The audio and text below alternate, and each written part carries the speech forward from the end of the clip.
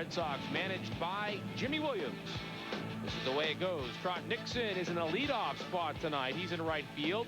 Brian Daubach has been red hot, a 6-game hitting streak. He's at first. Carl Everett's average has dipped to 303. He's in center. Nomar's at short. Trey O'Leary in left field. Scott Hatteberg is the designated hitter. Lou Merloni at third base. Jason Varitek behind the plate. And Mike Lansing gets the start tonight at second. And the defense tonight for Tampa Bay, a little bit different than last night. Aubrey Hupp will be at third base. Izzy Guillen gets the start at shortstop. Miguel Cairo, who had the home run against Pedro, he's at second base. Fred McGriff over at first. Left to right, Steve Cox, Gerald Williams, and Jose Guillen, who's got a tremendously strong throwing arm out there in right field. John Flaherty behind the plate. And on the mound, right-handed Dave Ireland. Been kind of a disastrous season for Ireland. He spent a lot of it on the disablers. Actually went on there May 23rd and didn't return till August 9th.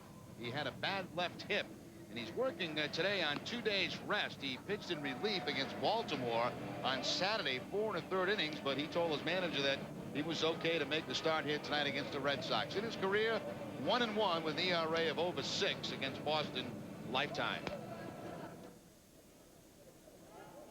Dave Ireland set to work for Larry Rothschild and the Tampa Bay Devil Rays. First pitch of the night misses low.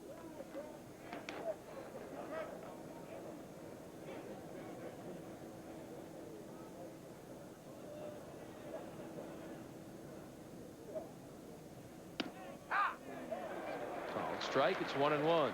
Nixon went 1 for 3 last night. He had a double, riding a modest 3-game hitting streak. He's 3 for his last 10. On the trip, he's 3 for 18.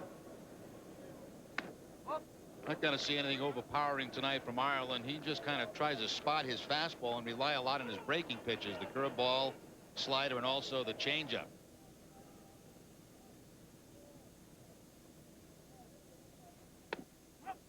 Well off the plate, and Nixon is in the driver's seat at 3-1. It's been a while since Trot Nixon has gone deep. He hasn't hit a home run since June 23rd at Toronto. The 3-1 catches the corner, and it's a full count. That fastball only clocked at 84 miles an hour for Dave Ireland. And he likes to hit at the top of the order. 314 with 6 of his 8 home runs in either the first or second spot in the order. And he sends that one down the first base line. McGriff to the backhand. Gets up and gets it to the pitcher for the out. Nice play by the crime dog down there at first. So McGriff got a late jump on this ground ball and then had to go into a dive. The toughest play for a left-handed first baseman is this play, going across his body and diving toward that first base line. And then he gives a good flip to Ireland, doing his job covering the bag. First base was made for lefties. That is the only play that was not made for lefties at first base. They have to go to the backhand down the line. The only place they let him play in the infield. Every once in a while at the lower levels, you'll see a lefty someplace else, but not usually. Here's Brian Daubach. Dauber's been red hot. He's hitting .264 overall, 20 home runs, 71 RBI. He is one of those streaks right now. Takes a big swing and a miss. He went 2 for 4 last night, had a solo home run. Against Ireland, he has hit well. 5 for 7, a 714 clip with 3 doubles. Down on the count, the 0-2 here, and that one a waste pitch. It's 1-2.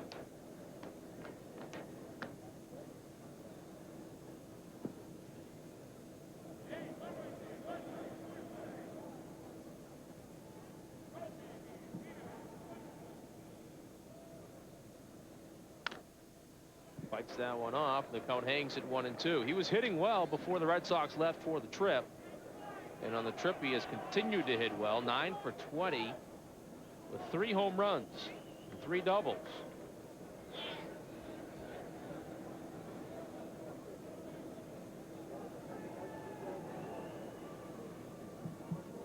Again, the 1-2. Oh, borderline strike at best. Looked like it was outside. Daubach doesn't like it, but he's called out on strikes.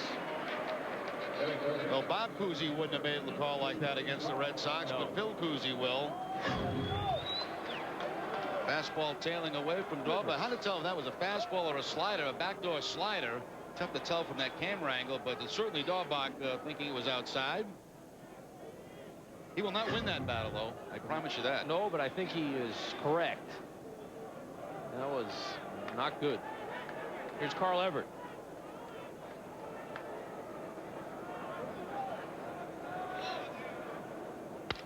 Swings at the first pitch and drives it to left center. Back goes Gerald Williams. He'll watch that as it bounces against the wall out there. Everett hits second. He's on his way to third. Here comes the play at third, and Everett is in there with a triple.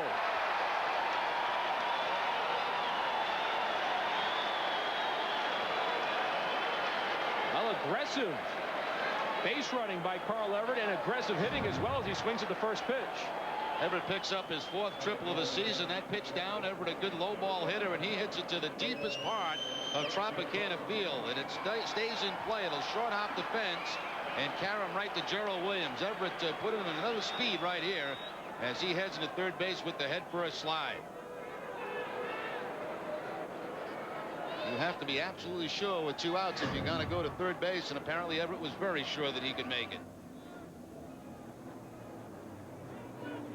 Takes a beating. He slides a lot head first, tears up his elbows, his arms, his stomach. He's had to wear the goggles because he gets dirt in his eye, but that's just the way he plays. A little shaken up after that run. A little winded, a little scraped up, and he's ready to go, though, as Nomar steps into the batter's box. Garciaparra tries to deliver him, swings at the first pitch and pops it up. On the infield, Ozzie Guillen is there, and he has it for the final out of the inning. So again, the Red Sox will strand a runner in scoring position. The 2-out triple by Carl Everett goes for naught. We have played a half an inning, and there's no score. Gerald Williams, the leadoff hitter in center field. Miguel Cairo, who has had some success against Pedro over the years, bats second and plays second. Greg Vaughn is the designated hitter. Fred McGriff is at first base. Steve Cox in left field. Aubrey Hupp at third base. Jose Guillen in right. John Flaherty behind the plate. And Ozzie Guillen is the shortstop. And the defense tonight for the Red Sox, Lou Maloney at third base. Garciaparra the shortstop. Mike Lansing back at second base. And Brian Daubach at first. Left to right, O'Leary, Everett, and Nixon. Jason Varitek behind the plate. And on the mound, Pedro Martinez. Pedro last time out, 5 runs in that first inning. That's the first time that that's happened to him since back in 1995 when he was with Montreal in a game against Houston. And, of course, a no decision against Tampa Bay last time that he faced them. 4 innings, and he left with that stiff shoulder. So I would imagine Pedro will be up for a little revenge tonight in this ball game against the Devil Rays. He has a lot of reasons for revenge against Tampa Bay. He's had some tough luck against this ball club. First batter he faces is Gerald Williams. Leadoff hitter with some good power, 20 home runs. He's hitting .283 with 82 runs driven in.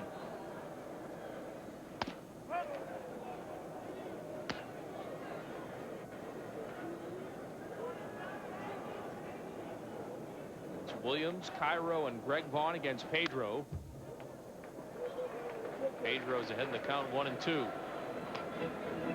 Pedro started Williams off with a curveball. The last time he faced him, he started with a fastball, and Williams picked up a base hit. Williams 1 for 4 last night. The 1-2, and he hit him. Tries to bust him inside, and Williams with a long stare out at Pedro. And now here he goes. Gerald Williams charges Pedro Martinez, and here we go.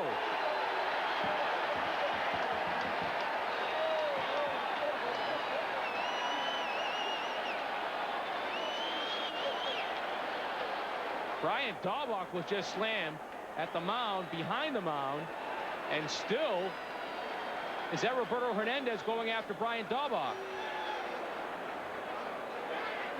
Somebody's going to get over there to help Dauber.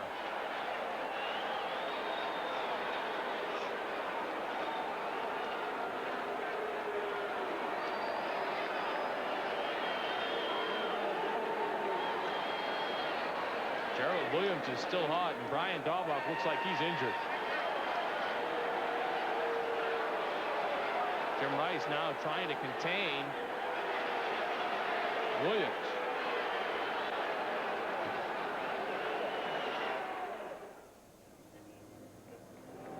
Let's watch it again. Let's watch the whole series of events. Again, remember, it was a 1-2 count. Comes up and in. See Williams thinking about it and said, you know what? I'm not going to think about it anymore. Pedro tries to get the ball. Pedro wasn't even looking when Williams came out after him. And Jason Varitek leveled him. Daubach comes into. And Daubach got hurt underneath that pile there. I don't think it was anything that anybody did. He got hurt underneath the pile, his shoulder, and then they started pulling him out. Yeah, no, but what was Roberto Hernandez's act? Because Daubach didn't do anything. He's just going in there trying to pull people off.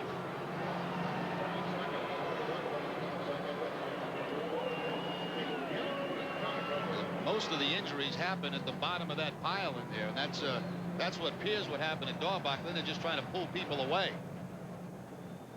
There have been instances of teams in playoff hunts over the years. Teams losing valuable players during those kinds of incidents. And the Devil Rays thinking about sacrificing early with Miguel Cairo up. Jason Tyner, who figured prominently in the game last night, will go in place of Gerald Williams.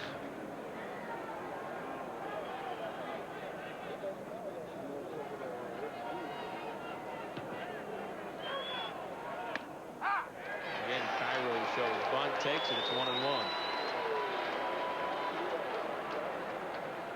Now you can bet that the rest of this game, anything that's inside that is close to being a knockdown pitch, I'm sure Pedro will be thrown out of the ball game. And that puts Pedro at a distinct disadvantage because he's a pitcher that obviously works inside. Nice pick by Daubach.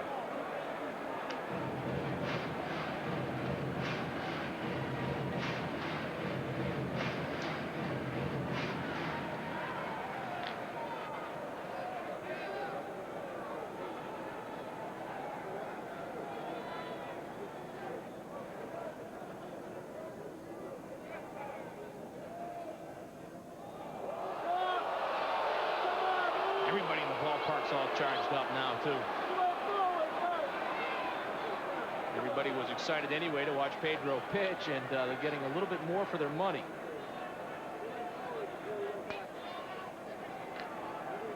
Miguel Cairo 5 for 15 in his career against Pedro.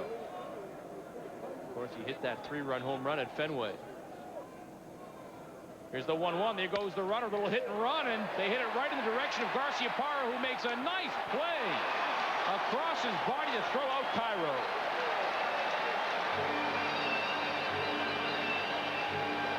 Well, how about that play? Nomar on the hit and run draws the coverage and going to second base, and he had to just stop, put on the brakes, get back to make the play on the ground ball, and still throw Cairo out at first base.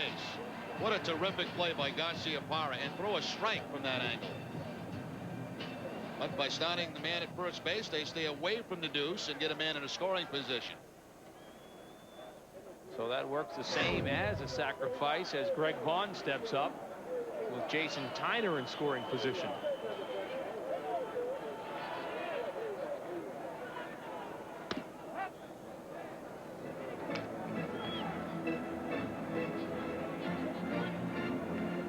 Vaughn hitting .265, 23 home runs, 59 RBI. He went 1 for 4 last night with a double.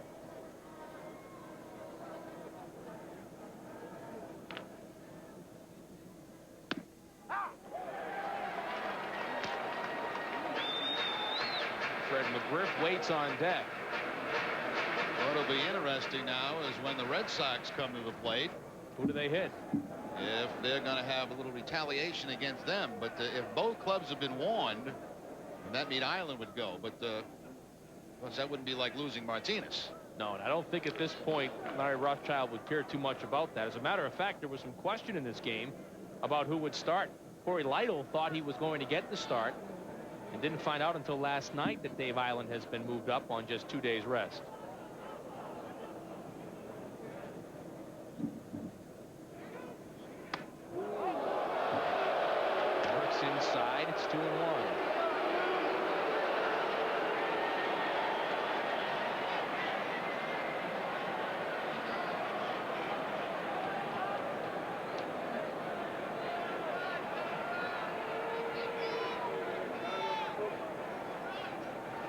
Well, it certainly got the attention of both teams. If you look in the dugouts right now, both teams are right at the top step, hovering over the railing. Nobody's sitting back. And the Tampa Bay dugout still jawing at Pedro as Vaughn swings and misses.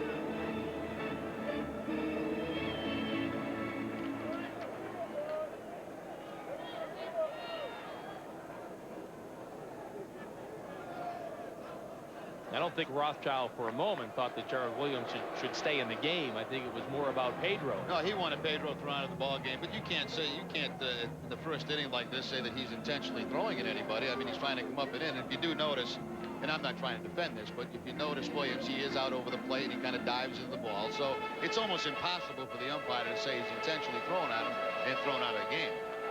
Rothschild just trying to protect his player, protect his club by getting that argument, himself getting thrown out. But it set it up for the next game, next couple of games here. The 2-2. Strike three, the first strikeout of the night for Pedro. And Vaughn has a few words. Pedro with the fastball away. It'll tail back on the outside corner. Veritek doesn't have to move the mitt very much, so apparently a good call by Kuzi, the home plate umpire.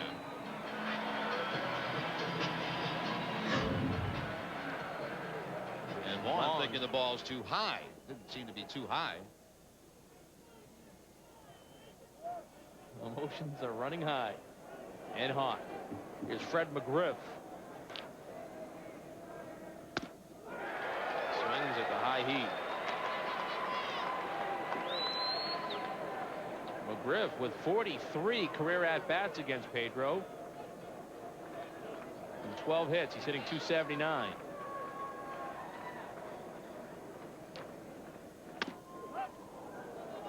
No, one thing Pedro has shown anyway here is he is going to go back inside. He went inside with a fastball to Vaughn, and he just went inside again to McGriff. So he is still going to pitch his game. If he comes too far inside, he leaves it in the hands of the umpire. Fouled straight back. It's 1-2. You know, they talk about Pedro, of course, being a headhunter in the National League, and he did throw at a lot of guys in the National League early in his career, but he also had to go to the plate, so he hasn't changed a bit. They can't say it's only because he's in the American League. He did the same thing in the National League, and he go to the plate, and he took his lumps at the plate. Absolutely. The 1-2 just misses. 2-2. Well, you have to pitch inside. It's a whole mentality. He was able to knock down Williams on that pitch. Let's say he doesn't hit him. Now he set something up away from the plate. If he'd have knocked down Williams, you might have got the same result. Devil Rays know what happened last time they played, too. They got some early runs off him. The 2-2, strike three, and Pedro ends the inning. That's the way to respond. 97 miles an hour as Pedro blows it past Fred McGriff, and an eventful first inning finally comes to an end. No score.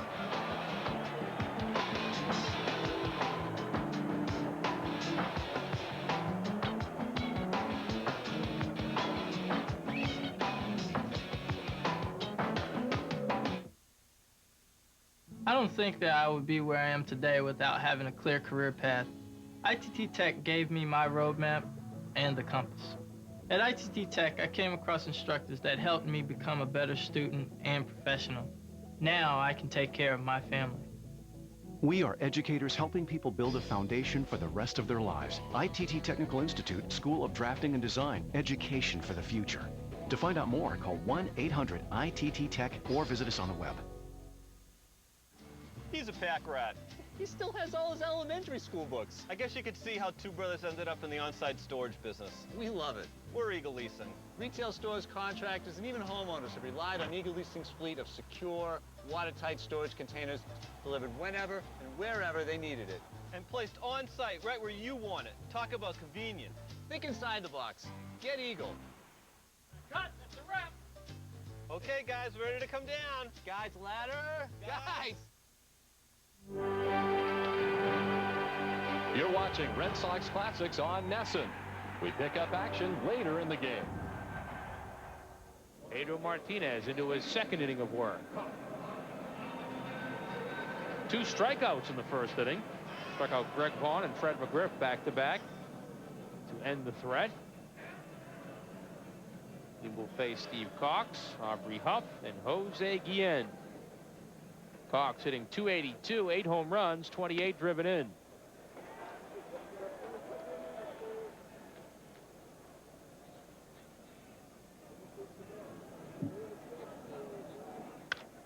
Lifted in the air to left field. O'Leary goes back. Drifts back on the warning track up against the wall. He makes the catch.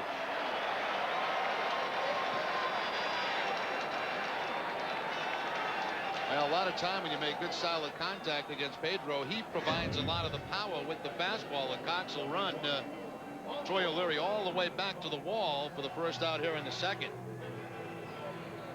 O'Leary kind of got caught backpedaling on that, and that's not really a good position to be in, drifting after the ball.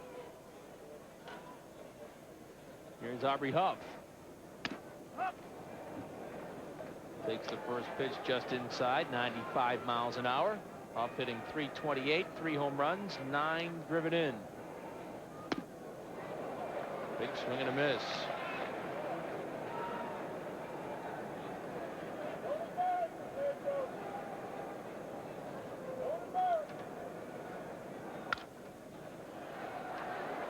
That one back into the seats. Huff went 2 for 4 last night, had a double, scored 2 runs.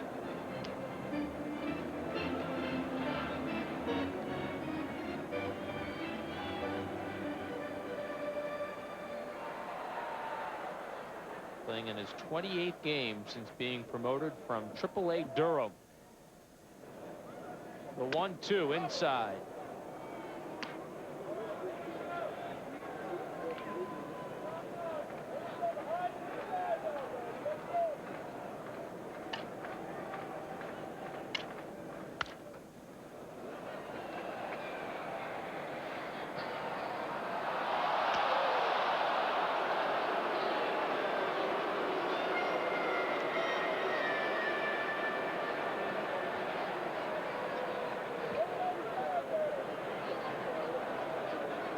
Again, the 2-2 pitch from Pedro Martinez inside, ball 3. He's showing no signs of being afraid to pitch inside.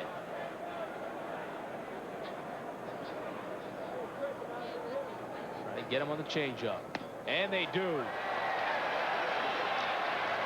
3rd strikeout for Pedro. Veritek wanted a changeup about 2 pitches ago, but Pedro wanted to keep busting inside with the fastball. Finally, they go to the changeup, and way out in front is Huff.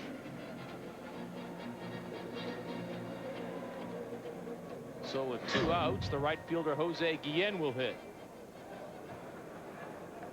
Or stand in the box and try to hit. He's hitting .267, 9 home runs, 38 driven in.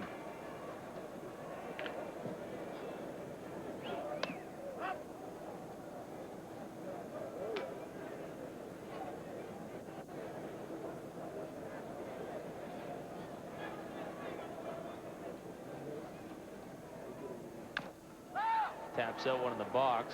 Jerry, I think that Vince Namoli has struck again. I think some fans from Boston are here. They were hanging the K's out by Wade Boggs' jersey in right field. Now you see a security guard up there has come up and made him take him down. They're putting him on the chairs.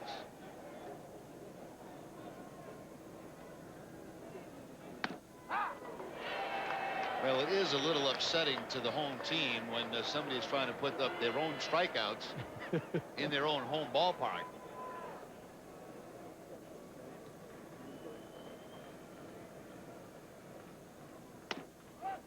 Misses outside. 2-2.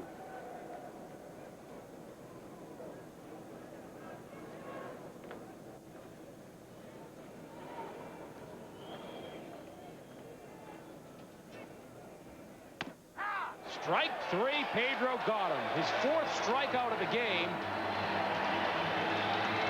As Guillen will argue, but to no avail, as Pedro keeps Tampa Bay off the scoreboard through 2. We have played 2, still no score.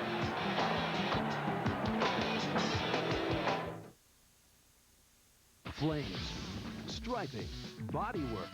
Do you have a passion for turning wrecks like these into rides like these? Why not turn that passion into a career? It starts with training from Universal Technical Institute. In UTI's collision repair and refinishing program, you'll learn bodywork, framework, sheet metal fabrication, welding, automotive painting, refinishing, and customization. If you're looking for a career that combines high-tech skills and creativity, a career where technicians are in high demand, then UTI's CRRT program is the place for you. UTI's program is ASE certified and all courses meet tough ICAR standards. Our strategic alliances with DuPont Performance Coatings, Toyota Lexus, and Mercedes-Benz give you a huge advantage after you graduate. And check this out, at UTI, you can graduate in just about a year. Don't put this off another minute. Call UTI right now and we'll send you a free information kit. Universal Technical Institute. Boston versus New York. The rivalry returns. It's PartyPoker.net's Boston, New York Poker Challenge at Turning Stone. It's Season 2.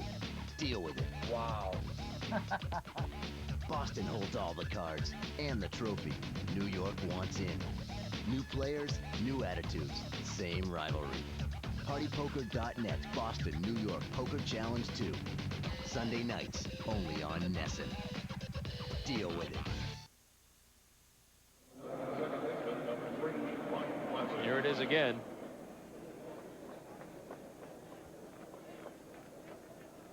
That one may have landed. I don't think any of them landed. They just grazed. I think it was more of a pushback than anything else. It looked like it started with a push and then kind of a slap by Pedro, and then Williams tried to punch him and I think missed him. I think just maybe grazed him, and then everybody just piled on. But Williams was coming out swinging after that. He threw a few. The number 9 hitter, Mike Lansing, will lead off the third. Lansing, Nixon, and Daubach as the Red Sox go to the top of the order.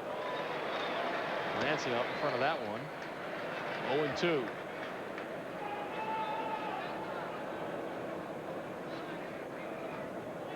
He has really struggled offensively since joining the Red Sox.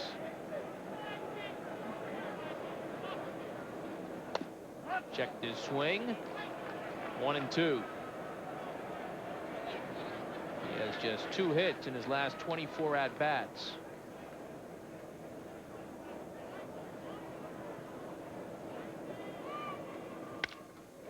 But he has 3 hits now in his last 25 at-bats. He goes back up the middle to start the third. Well, Red Sox now with 3 hits in the ball game. The triple by Everett, Maloney with the single off the pitcher, and Lansing with the line drive up the middle for the base hit. Got the fastball there in the 1-2 count and put it on a line. Trying to go away with the fastball from Lansing, but he covers the outside corner and hits it right up the middle for the base hit. Red Sox looking for a hot hand at second base. Jose Offerman has been struggling recently. Lansing has been struggling.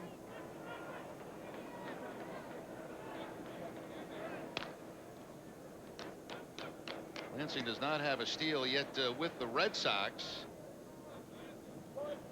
but had 8 in his time at Colorado.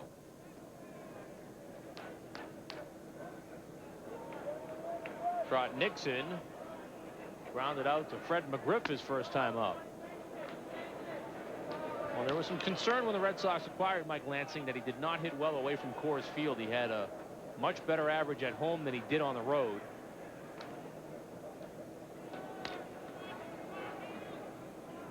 But he has shown throughout his major league career that he is pretty good offensive second baseman. And he's off. And Nixon goes with a pitch right through the vacated hole. Lansing on his way to third. Here comes the play, the throw off line, and the hit and run works to perfection. Well, they had the right coverage in the infield with the shortstop covering because it was a breaking ball from Ireland. So that would mean you would think the hitter's going to pull the ball, but a great job here by Nixon as he'll take it in that vacant hole, and they play a little first and third action. The correct coverage by the infielders is just a good hitting there by Trot Nixon. So the Red Sox with consecutive hits to open the third. Lansing on third, Nixon on first. Nobody out for Brian Daubach. Struck out looking at a questionable third strike his first time up. And they go head hunting. Well, that's the guy they're going after. I'm surprised nothing's been done. Kind of a strange time to do it.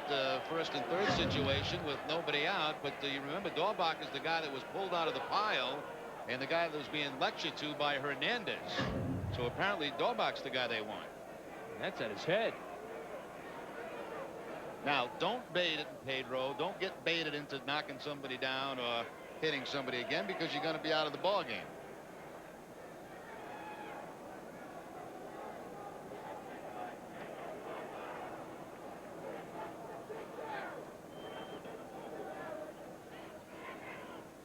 Again inside. He was hit, and let's see what happens. Consecutive pitches inside to Brian Daubach, and he should be ejected. He's not going to be.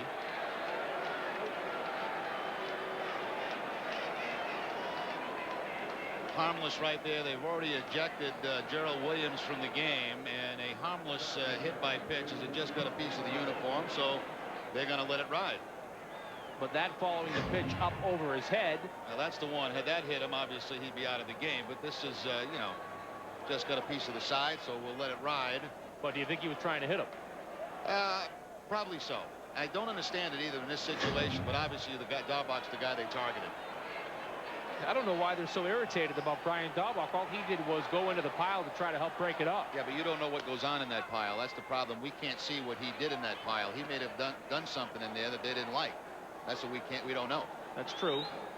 But where Roberto Hernandez was, I don't know. Daubach went in. He was right there. Hernandez was right behind him, pulling him off. Well, Daubach went in, and as soon as he went in, he grabbed his wrist as if maybe he jammed it a little bit. So Everett bats with the bases loaded now. So from a strategy point of view, it's not the best time to hit a batter. Lansing on third. Nixon on second. Daubach on first. Nobody out in the third inning. Big swing by Everett and a miss. 1-2.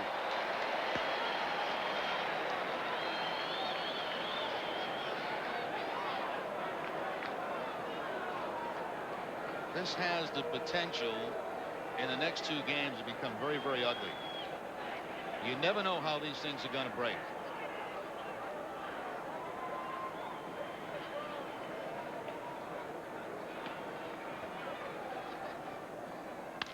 Everett down the right field line. That will score two. On comes Nixon. Lansing has scored. Daubach to third. Everett has a double, and the Red Sox have a 2-0 lead.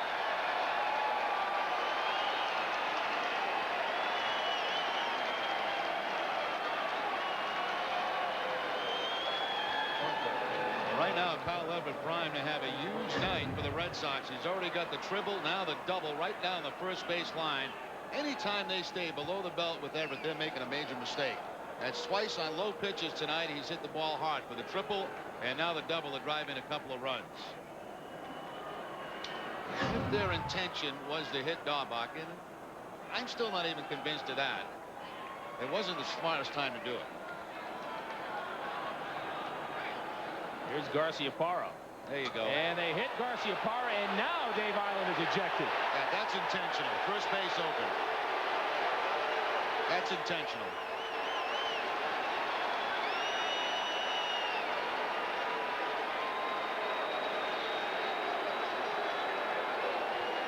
First base wide open. And you could kind of see Phil Cousy, when Daubach was hit, kind of thinking to himself, was that intentional? See, now the thing that concerns me is you just had your best Red Sox player hit, and I hope Pedro does not come out now and try to protect Garciaparra. It's not the time for it. Pitch the ball game, win the ball game. And here's Island now pointing toward the other dugout. You're not that good.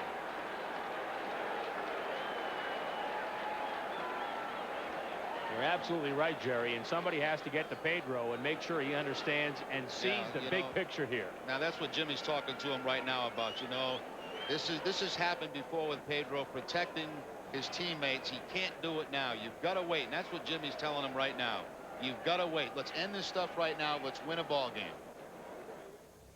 So Tampa Bay has to call on a new pitcher as he gets as much warm-up time as he wants. And as Corey Lytle, who was maybe going to start this game tonight if Ireland couldn't go on his 2 days rest, making his 25th appearance overall, a record of 1-5. He's been up and down from the big leagues to the minor leagues on a number of occasions.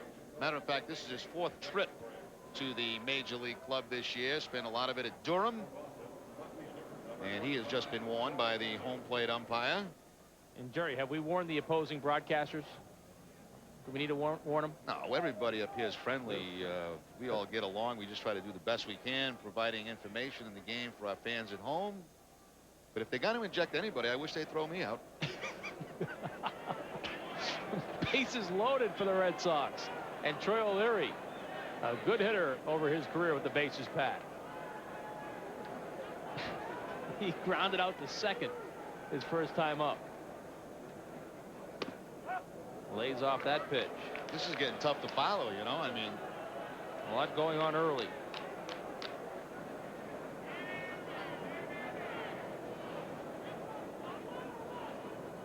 Daubach, the runner on third. Everett's on second. Nomar Garciaparra at first. Troy O'Leary, the hitter.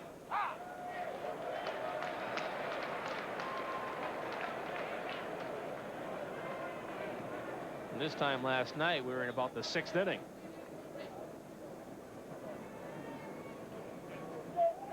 A lot more happening here tonight at Tropicana Field in St. Petersburg, Florida.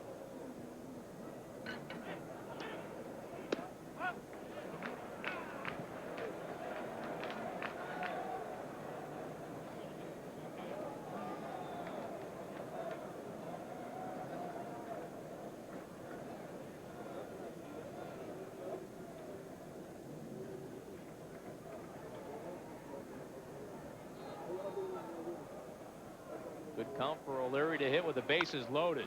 It's a little tapper down to third. They'll come home with it for one. And that's all they'll get. And yes, John Flaherty was standing on the plate. Only play that Aubrey Huff had was to come home and really had no chance. Ball not hit hard enough to get the double play. So John Flaherty, the catcher, will just make himself a first baseman and get the one out. Didn't even take a look down to first base. Knew because of the way the ball was hit, they had no chance. That is the first out of the inning. And the bases are still loaded. 2 runs home here in the third. Scott Hatteberg, .350 over his career with the bases loaded, 7 for 20. 1 career grand slam. He has 20 RBI.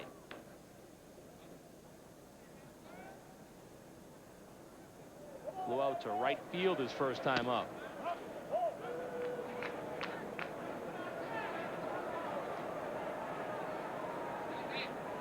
Got a lot of games left with Tampa Bay, don't we? We have this series, and we come back and finish the season here in Tampa Bay. And with these type of feelings, it'll be an interesting 5 games left.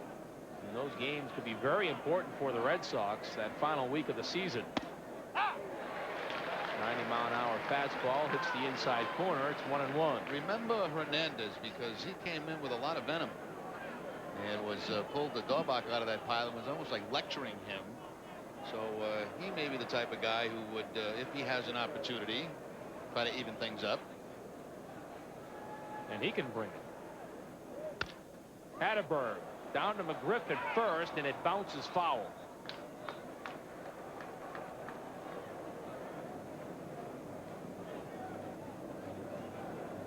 Like you said, Jerry, you just don't know what happens in there, but I'd like to know what happened, because I don't know what prompted the way Roberto Hernandez reacted.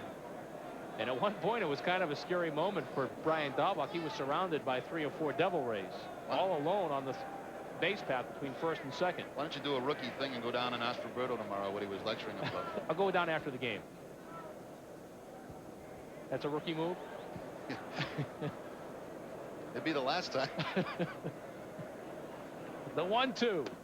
Lays off the pitch. It's 2-2. I'll ask him. I'll say Jerry Remy wanted to know.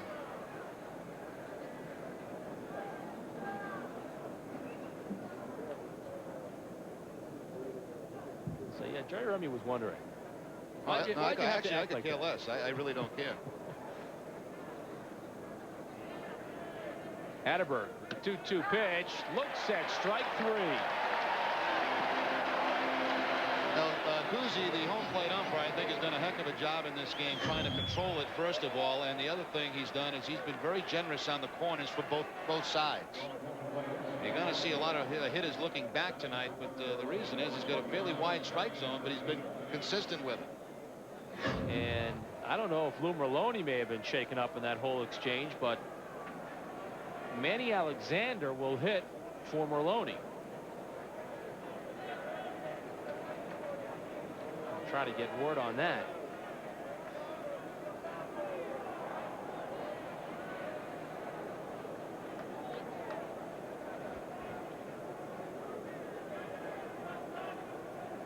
Two runs home, but the Red Sox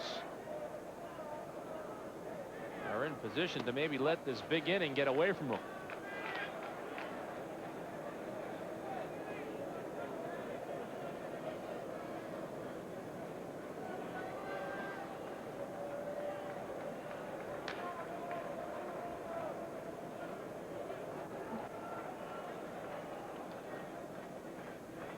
Well, 1-0 to Alexander, lifts to short second, and he moves in to get it as Miguel Cairo picks it off. So Corey Lytle comes on and does a fine job for the double raise, comes on with the bases loaded and nobody out, and he gets 3 straight to keep it right here at 2-0 as we go to the home half of the third.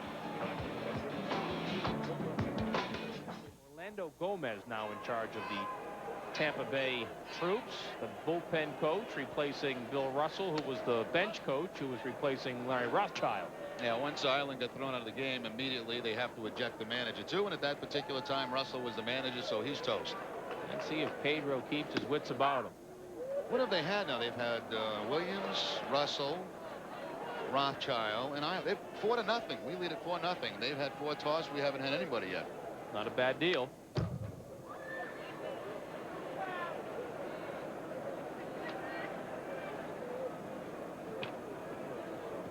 And Jimmy has his fingers crossed that Pedro will just pitch this game now. You can watch Jimmy talking to him, and Jimmy knows the situation. Doesn't know if necessarily Pedro will listen. And the 1-2 pitch is grounded to Nomar Garciaparra at short. Strong throw to Daubach, moves 1 out.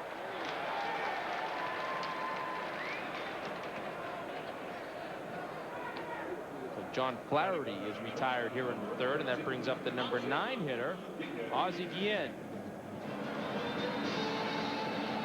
The veteran.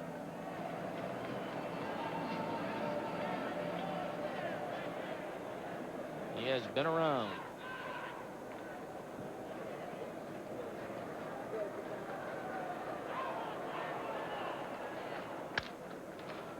The shortstop, Nomar, has it on to first. 2 outs. Well, you know, Ozzie's not going to be up there very long. He generally will swing the first couple of pitches. Doesn't walk very much, doesn't strike out very much. The ground ball right to Garciaparra. This is how he likes to make the play, on the move. More comfortable probably doing that than staying back on a ground ball. And back to the top of the order we go. Gerald Williams is gone, and Jason Tyner is in his place. Tyner came on as the pinch runner, replacing Williams when he was ejected in the first.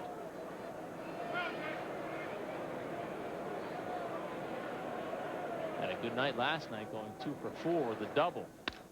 Sends that one back up the middle, but Lansing is there, and Pedro has another 1-2-3 inning. He has retired 9 in a row since hitting Gerald Williams to start the game. We have played 3. It's 2-0 Red Sox.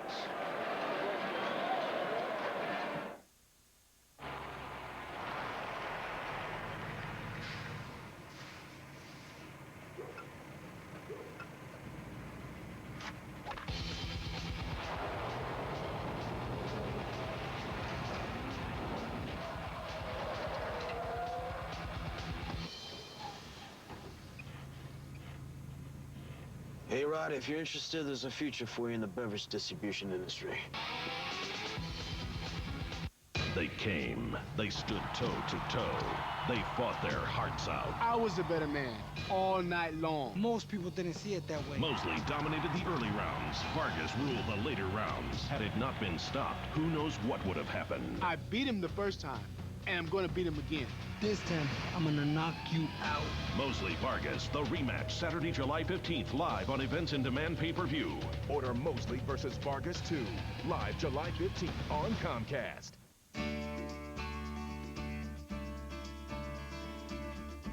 Finding your next car doesn't have to be complicated. VHIX.com makes it easy with a huge inventory of cars ready and waiting on dealer lots near you. VHIX lets you select the color you're after, read informative reviews, even use the online payment calculator. If you want a smart way to find the car that's right for you, search for it at VHIX.com. Click Auto on Comcast.net. Nights only on NESN. You're watching Red Sox Classics on NESN. We pick up action later in the game. Pedro into his fourth inning of work will face Miguel Cairo, Greg Vaughn, and Fred McGriff. The only base runner to this point was the leadoff hitter, Gerald Williams. 4 strikeouts in the game for Pedro.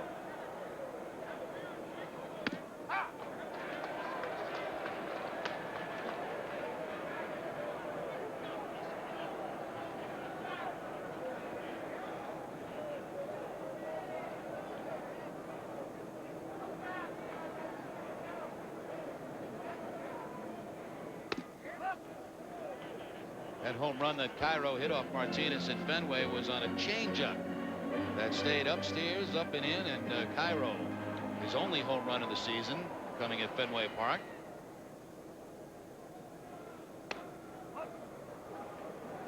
That one misses wide, and Pedro behind the count, 3-1.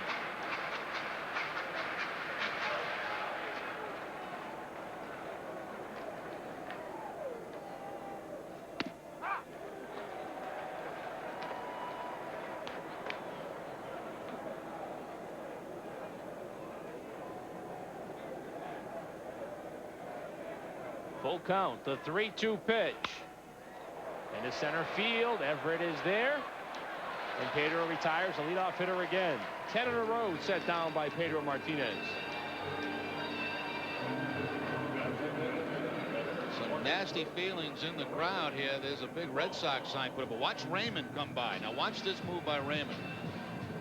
Oh. And right up over his head. Well, he didn't get it, though, when they went and they tackled him.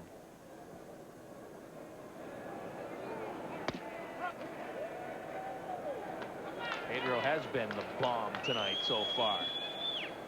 And the bomb that dropped in the first inning has set the tone for the ball game. As Greg Vaughn struck out looking his first time up. A back-breaking curveball there by Martinez. Bends his knees.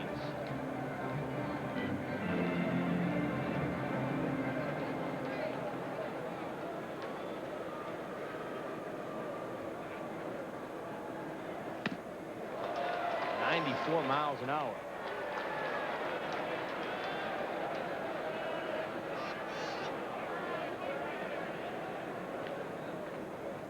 Pedro ahead in the count, 1-2.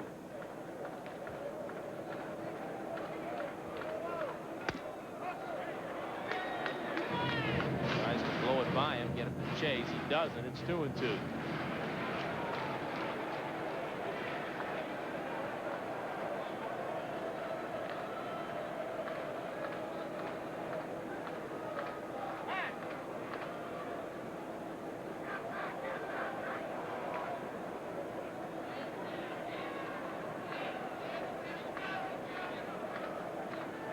The 2-2, strike 3, got him. 5 strikeouts for Pedro.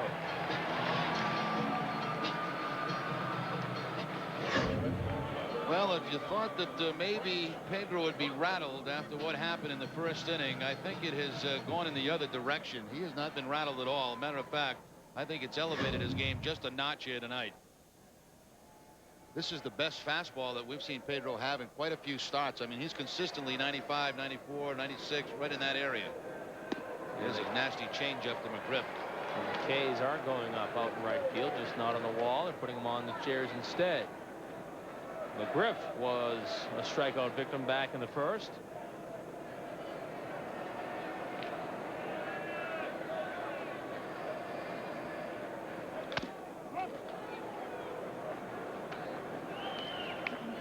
Pedro struck out 2 in the first, 2 in the second. Got the side in the third on ground balls. And he has 1 strikeout here in the fourth.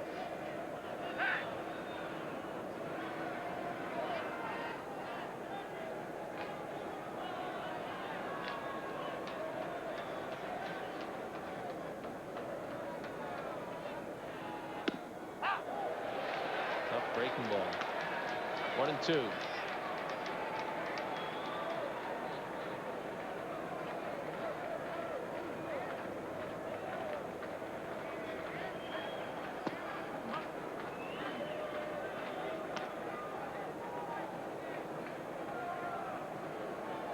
Yes, Lou Merlone sustained a mild concussion during that get-together on the mound.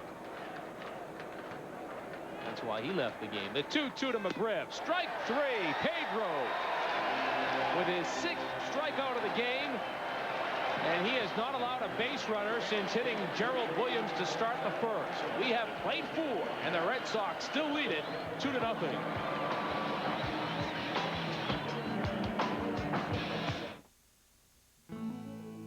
I'm an operations manager for an international company that manufactures wireless networking equipment.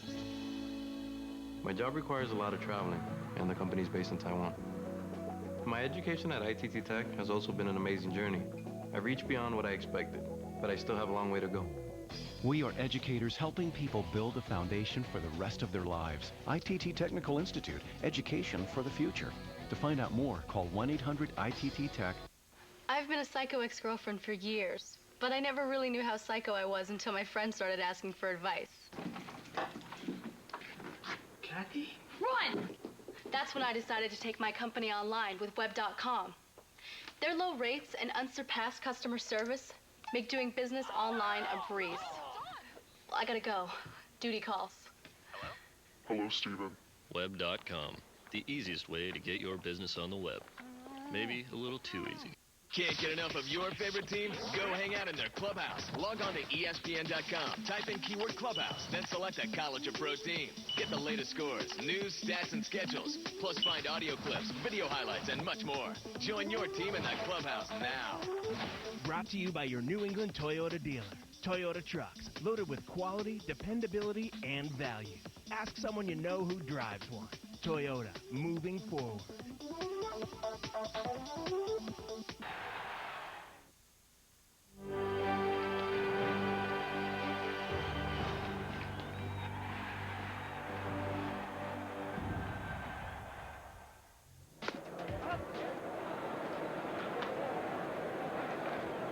Carl Everett to lead things off here in the 5th. Everett, Garciaparra, O'Leary against Corey Lytle.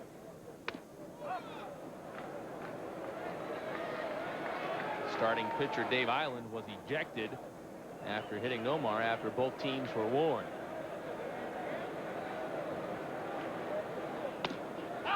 Lytle came on with the bases loaded and nobody out.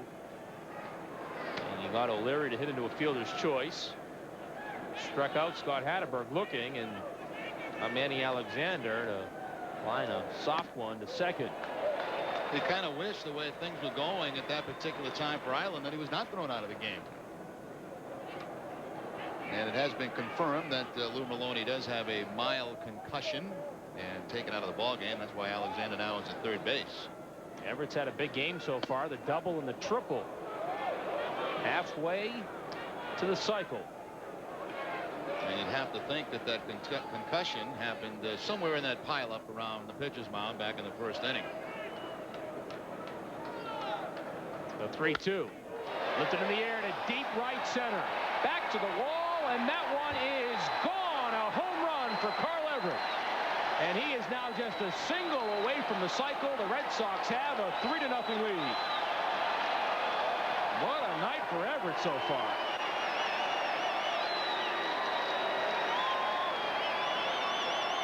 Oh, is this a shot by Carl Everett? A line shot that's going to get up over that 404 mark in that vicinity and lines it right off some kind of picnic area they have out there. Just a bullet. Number 31 for Everett, and the single away from the cycle, and he's putting on a show tonight for his fans around here in the Tampa area. Nomar, first pitch swinging, fouls it back. Red Sox 3 runs on 7 hits, no errors. Tampa Bay, no runs, no hits, no errors.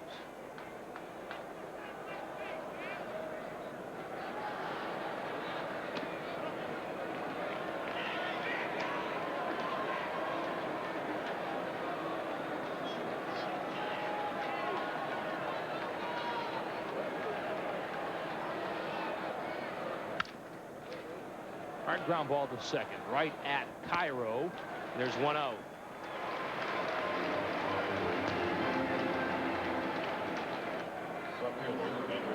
Of course, Carl Everett has gone way past his career high 25 home runs a year ago for Houston. Now 31 here with the Red Sox.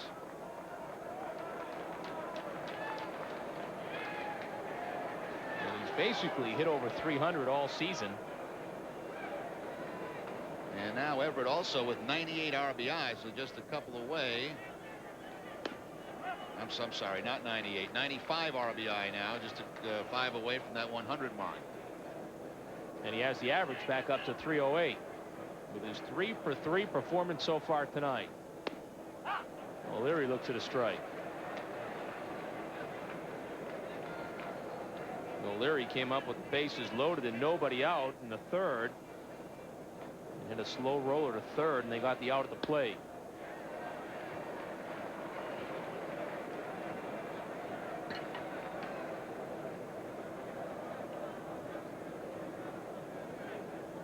It's got to be a big thrill for Carl Everett to have a game like this here in St. Pete.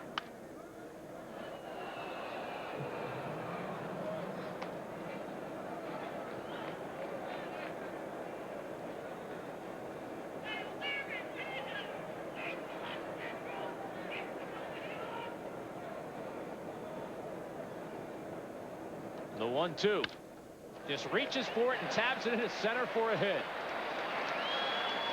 On the 1-2 pitch, Troy O'Leary fighting it off, and he has a hit. And generally, when you see O'Leary get a hit on an off-speed pitch, he's usually way out on his front foot. That'll be the case here.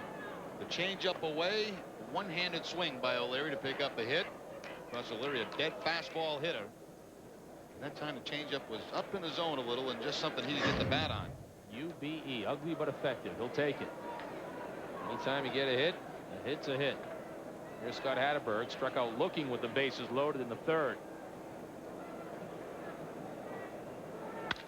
And that could be and should be two. Guillen to Cairo on to first, a double play. So O'Leary's hit goes for naught, but the Red Sox do get a run on Carl Everett's leadoff home run. And we have played 4.5. The Red Sox have a 3-0 lead.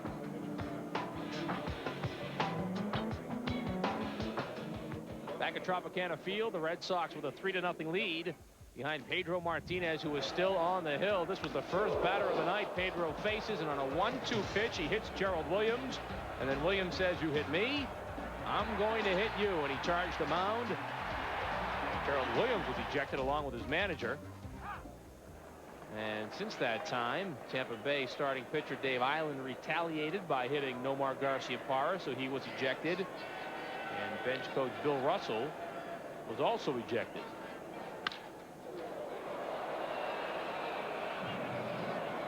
The Red Sox lost Lou Merlone in the exchange as he suffered a concussion during the pileup.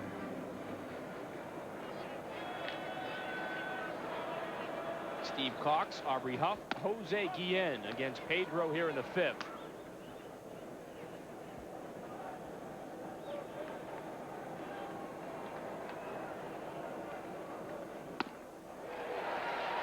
Another strikeout for Pedro. Well, this is reminiscent of fastballs that Pedro was featuring in those first 8 or 9 starts of the season. I mean, he is up there. That was 97 miles an hour blowing that fastball by Steve Cox. You see that the dip in the hands, the uppercut swing, and anytime you can throw that high fastball, very little chance of making contact. Pedro is motivated. Looks a little, Jerry, like the performance he had in the All-Star game at Fenway. Really seems focused and rearing back and letting it rip. 7 strikeouts.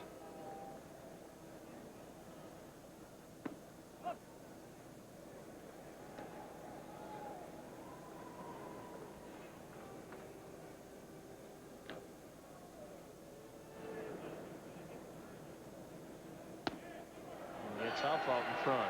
Don't forget, he had a 17 strikeout game earlier this season against Tampa Bay, but got beaten that game 1-0 by Steve Traxel. Of course, Traxel no longer here. Traxel now with the Blue Jays. The 2-2. Strike 3 got him. 8 strikeouts for Pedro Martinez. See, there are times that I honestly believe Pedro can walk to home plate and tell a hitter, I'm going to throw you a changeup, and he can't hit it. And that seemed to be the case there. That swing, that ball bounced in the dirt.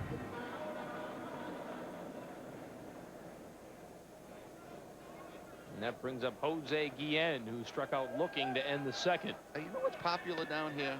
Those Yankee stink T-shirts. Yes. I've seen quite a few of those over the last 2 nights. I don't know if it's Yankee stinks, though. No, it's Yankee stinks. Okay.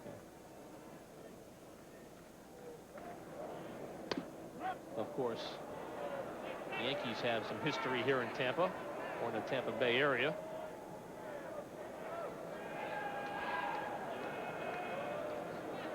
(2-0) to Guillen. Pedro has not walked the batter. He has hit 1. On the corner for a strike. He hit Guillen in that series at Fenway in that 4-inning performance right before leaving with the sore shoulder. Guillen gets hit a lot. Swing and a miss. He's been hit 11 times this year, which is 3rd in the league. Mo Vaughn at 13, Sweeney 12, and Guillen 11.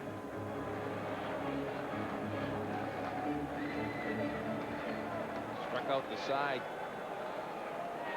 17 times this season alone. The 2-2. He's done it again. The 18th time this season Pedro Martinez has struck out the side, and he has retired 15 in a row since hitting Gerald Williams to start the game. Pedro is in his zone. And listen to this crowd. They're behind him as the Red Sox have a 3-0 lead.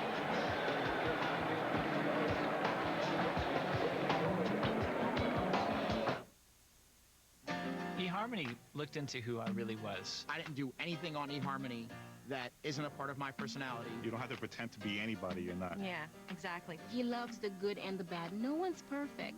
We're not perfect for everybody. We're perfect for each other. And she allows me to be who I am, and I don't have to put on a false front for her. At eHarmony, we match you based on who you are at the very deepest levels. It's the only website that I know of that delves that deeply into who you are. You don't have to sacrifice anything. You can be who you want to be. You can be the guy that loves to watch the ball game on Monday night and find the woman that loves it too. Experience the passion and joy of being matched based on deep compatibility. It starts with your compatibility profile, a $50 value, yours free when you visit eHarmony.com today. To be loved for who I really am by Jason, it's better than anything I could have ever imagined. eHarmony.com. Log on today.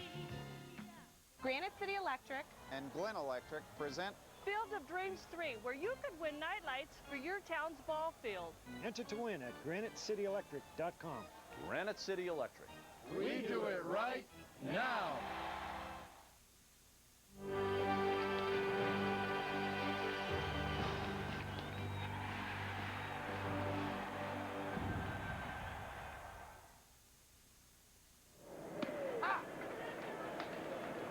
Manny Alexander, the hitter. He replaced Lou Merlone, who suffered a mild concussion. The folks back in Framingham know that Lou's okay. It's Alexander, Veritek, and Lansing against Corey Lytle in the 6th.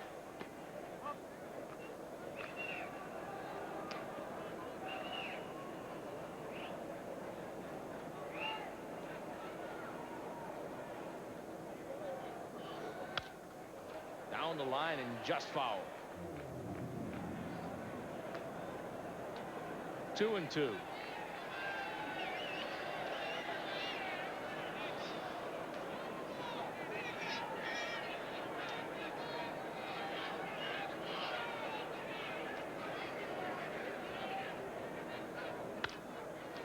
Second base. Cairo gobbles it up. And Alexander is retired.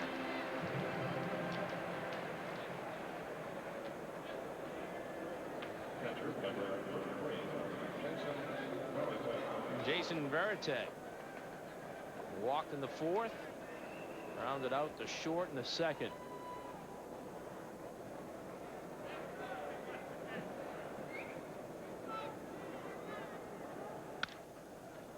Swings at the first pitch, sends it foul down the line and left, and too long of a run for Huff.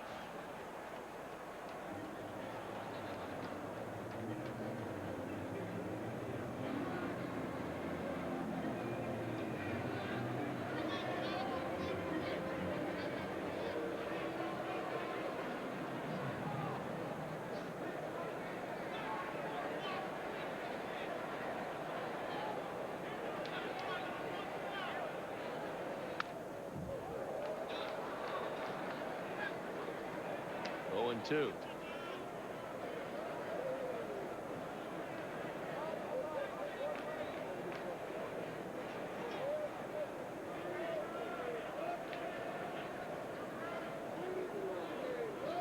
Corey Lytle's pitch inside, 1-2.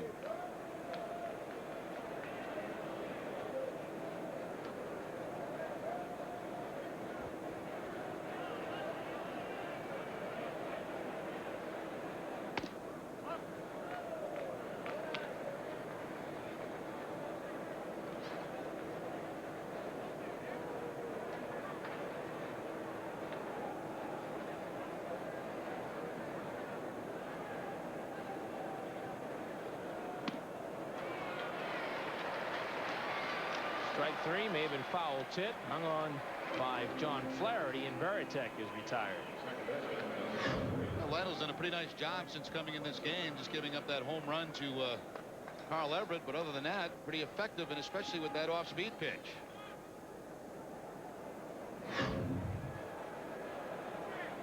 Brings up Mike Lansing. Scored the first Red Sox run of the night. He started the 3rd with a base hit. Into a double play his last time up. He hit for the cycle with the Rockies on July 27th. In just 4 innings, that was the quickest cycle in baseball history.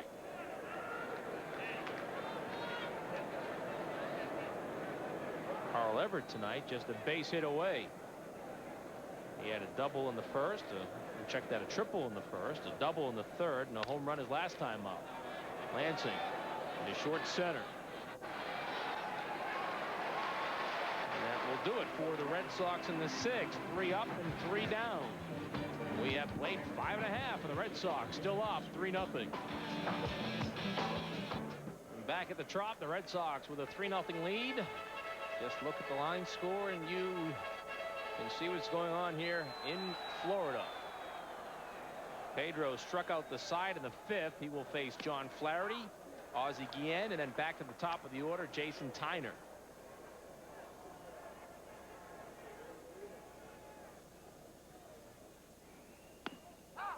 Boy, he's thrown a couple of those knee-bending curveballs tonight. They give the hit of the jelly leg. Pedro has thrown 71 pitches to this point.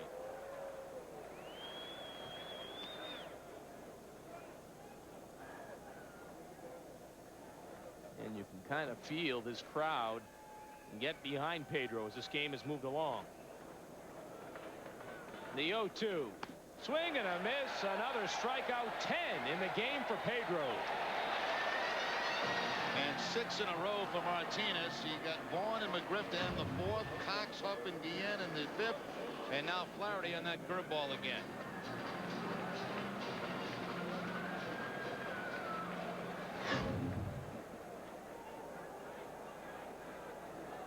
Ozzie Guillen, the number 9 hitter.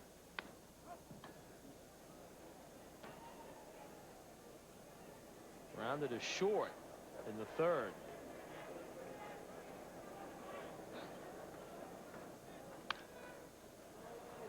Pops it up on the infield. Alexander drifts back. He has it. And there are 2 outs. Next batter, number 14. China.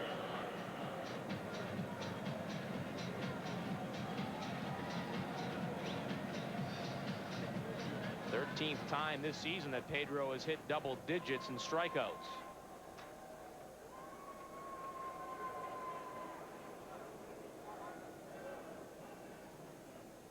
Facing Jason Tyner.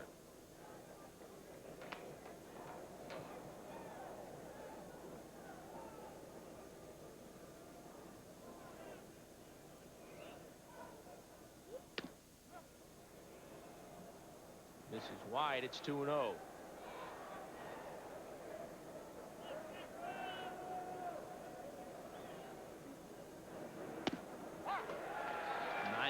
miles an hour for a strike.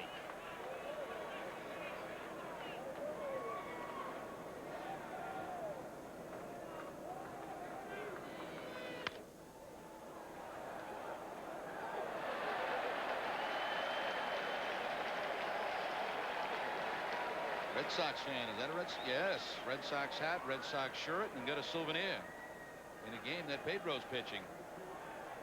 And pitching a gem. 2 balls, 2 strikes, 2 outs.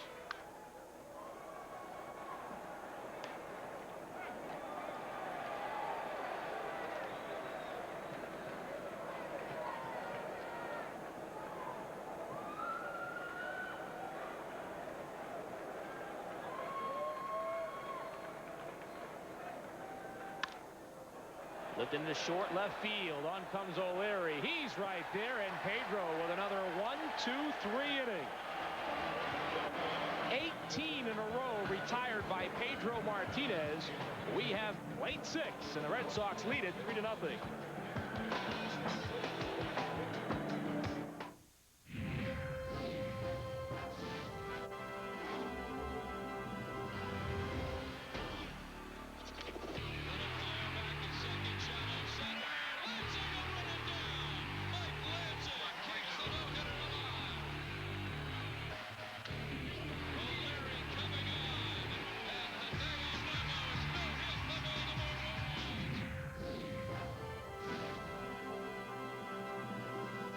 Game stir the week.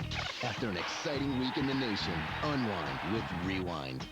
So join me, Hazel May, every week while we highlight the week that was by bringing you Red Sox highlights, interviews, team news, and more. Makes the catch and bags into it. How'd they do that? Man, Hazel, you don't miss a thing. So remember, be kind and rewind. Granite City Electric's Red Sox Rewind, Monday and Tuesday nights only on NESN. Pedro Martinez has brought the heat to Tampa Bay. He has retired 18 in a row since starting the game by hitting Gerald Williams. Red Sox will send a top of the order up against Corey Lytle here in the 7th. Trot Nixon, Brian Daubach, Carl Everett.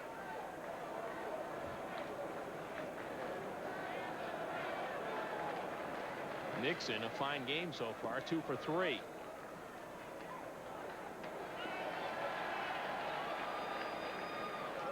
You almost get the feeling that the Red Sox fans here now would just as soon not see the Red Sox hit and just see Pedro pitch the rest of this game.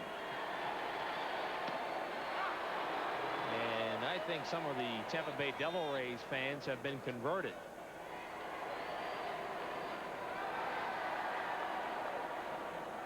couldn't convert that guy. Nixon in his center.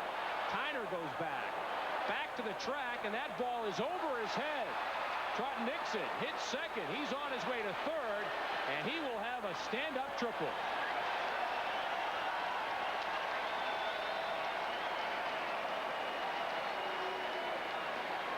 Second triple in the game for the Red Sox. And the 7th of the season for Trot Nixon. That puts him tied for 4th in the league in that category. This is a bomb way over the head of Jason Tyner. Now, Tyner's got great speed out there in center field, but he still can't catch up to it. And Nixon has the leadoff triple. A couple of guys having big nights tonight. Obviously, Pedro, Everett, and Nixon picks up his 3rd hit. The Red Sox now with 9 hits and already down 3-0 against Pedro Martinez. Tampa Bay will play the infield in. They can't afford to give up another one. And that one behind Daubach.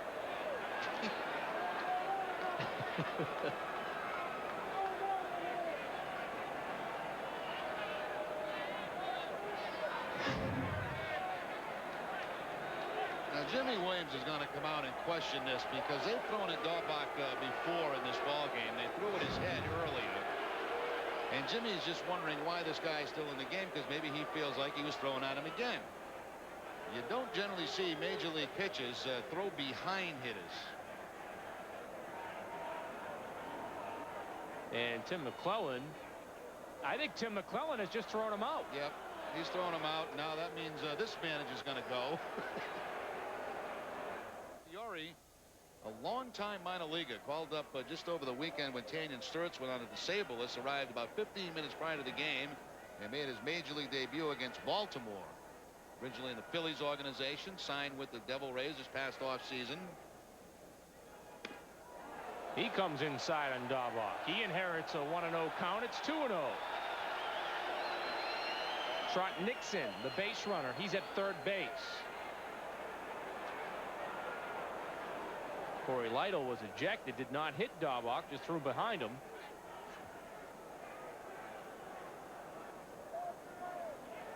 And the infield continues to play in. Again inside, and he'll be thrown out of the game. Unbelievable. And here come the Red Sox players out of the dugout. Manny Alexander is hot. And so is Jose Offerman. And Tim McClellan is pointing at specific players and telling them to get back.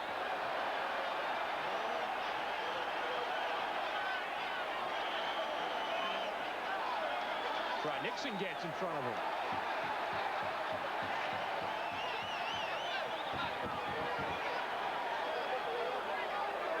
And Jimmy Williams in the middle of it all.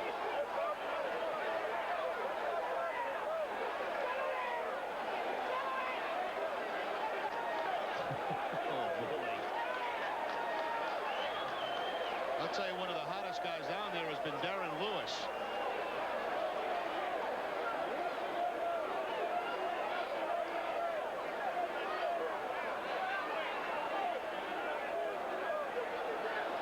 Trot Nixon made his way into the action.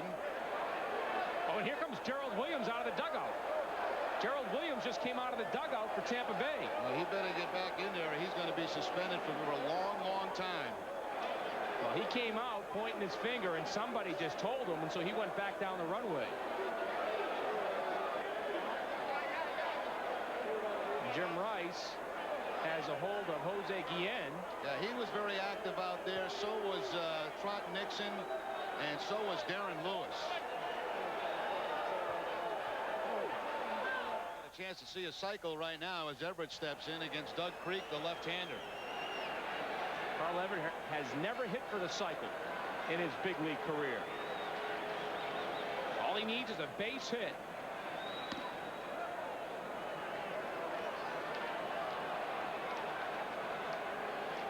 The last Red Sox cycle came back on June 6th, 1996, when John Valentin did it.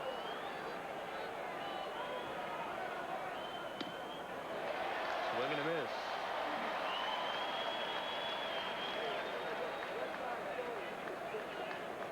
John John Valentin may be at home watching this game tonight. The last guy to hit for a cycle back in 1996 against the Chicago White Sox.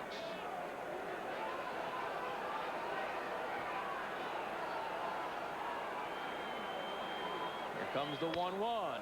And Nixon hits it deep to left field. And that ball is not a single. It's gone. A home run. His second of the night. And the Red Sox now lead it 6-0. 4 for 4, 2 home runs, a triple and a double. Carl Everett is having a huge night here at the Trop.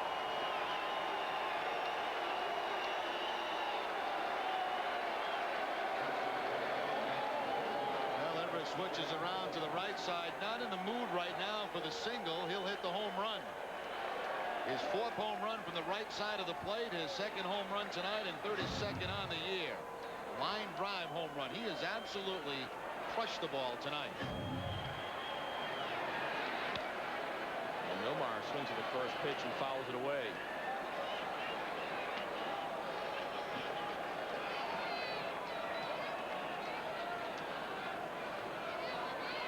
And Everett has been the Red Sox offense tonight.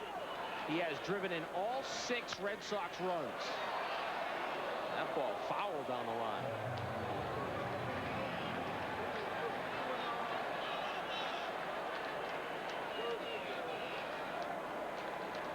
The Red Sox offense bucks open. 6 runs on 10 hits.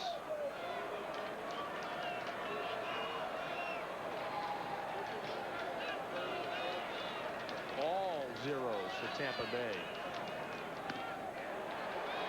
And Nomar goes down swinging.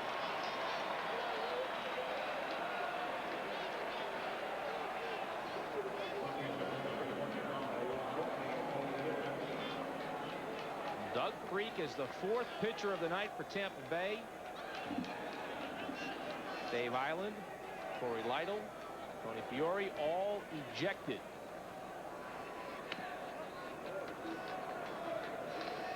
Gonna have to do some snooping around tomorrow and see what the problem the Devil Rays have with Daubach for some reason. And we don't know what happened at the bottom of that pile.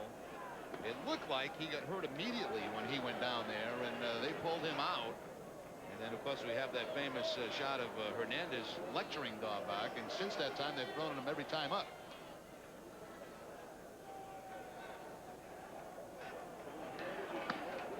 Reno. Trying to think back at any situation earlier in the season between the Devil Rays and the Red Sox. That may include Daubach, and nothing comes to mind that would have caused that type of reaction.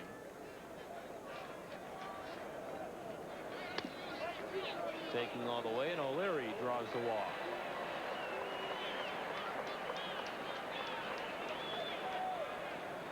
This game has had it all. Terrific offensive performance from Carl Everett. Goes 4 for 4 with 2 home runs. 6 RBI, his 2nd career 6 RBI game. He did last year against the Expos when he was with Houston. And it's his 12th career multi-home run game. And that, right now, is being overshadowed by the pitching performance by Pedro Martinez. I'll tell you what, the fans, and especially the Red Sox fans who have come to this ball game tonight, have certainly got their money's worth. They've seen a little bit of everything.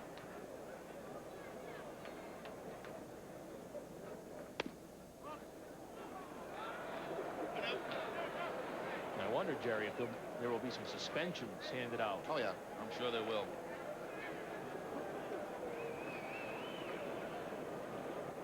So far, though, I don't see anything major as far as suspension-wise. If they had caught Gerald Williams coming out of that dugout from the clubhouse, that could be a pretty big one. I'm not sure, though, the umpires did see that.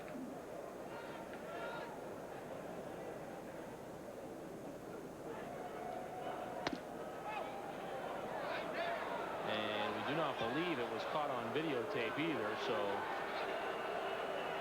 he may have gotten away with it.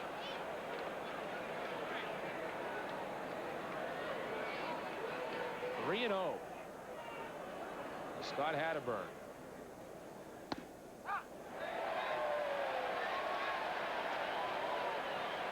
Sometimes, Jerry, a night like this can really pull a team together, too. Sometimes that can be overrated.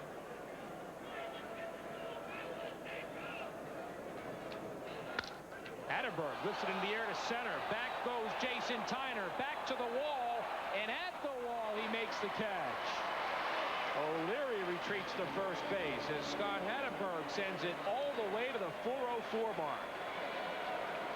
Cannot hit it any deeper in this ballpark without having a home run. They've chased Jason Tyner back a few times in this ball game toward that center field wall. Again, that pitch down, and Hatterberg really puts a charge in it. Straight away center field, but then the good speed again by Tyner, and he's able to make the catch right up against the wall. And with 2 outs, Manny Alexander is the hitter. And Billy Hatcher, by the way, is now the acting manager for Tampa Bay.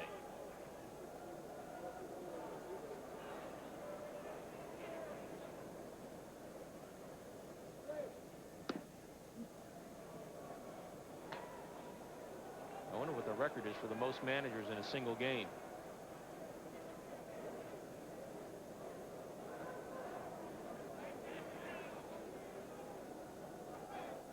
Larry Rothschild was the manager at the beginning of the game. Bill Russell took over. He was ejected. Cardinell was the manager. He was ejected. And now it's Billy Hatcher.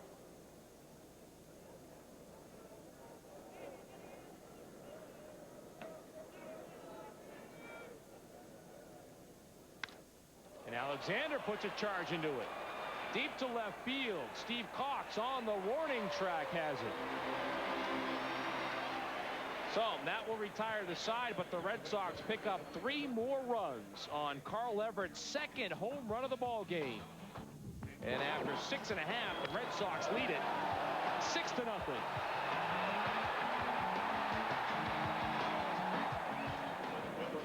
He has retired 18 in a row.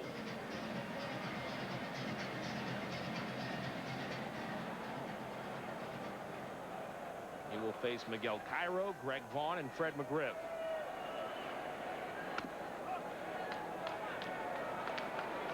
Cairo, one of just 3 players in Tampa Bay's order who have not struck out tonight.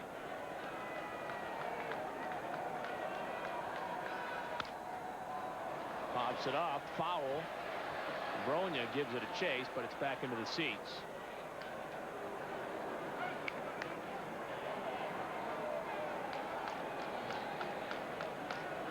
The most memorable injury during one of those bench clearing brawls, at least from a Red Sox perspective, came back in 1976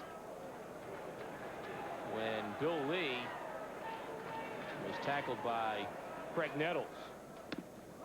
Lee missed a couple of months. It was May 20th, 1976. Started with a play at the plate between Piniella and Fisk. Check swing. And didn't go. It's 3-1.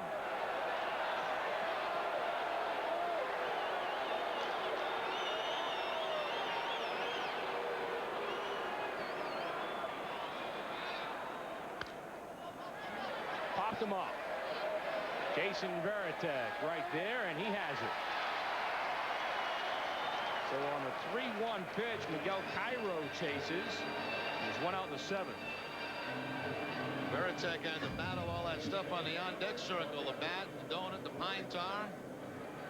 Looked like Varitek had a little trouble picking it up out of the dome here, but then finally makes the catch and then steps on the weighted bat. As Bronya will jump over it.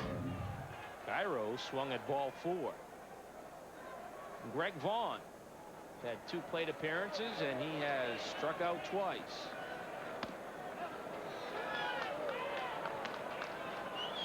We are in the 7th inning, and all 10 players who have hit tonight for Tampa Bay still in search of their first hit.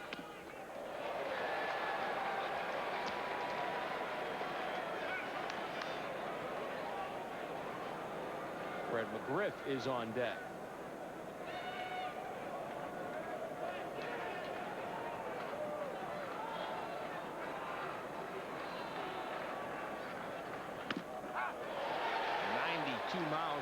It's 1-2.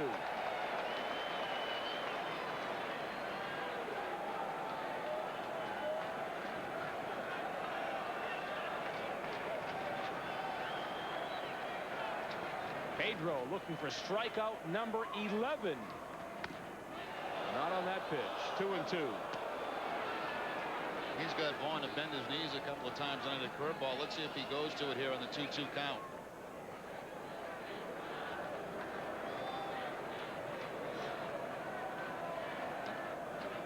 Got the curveball, I believe. Missed outside. And that runs the count full. 3-2.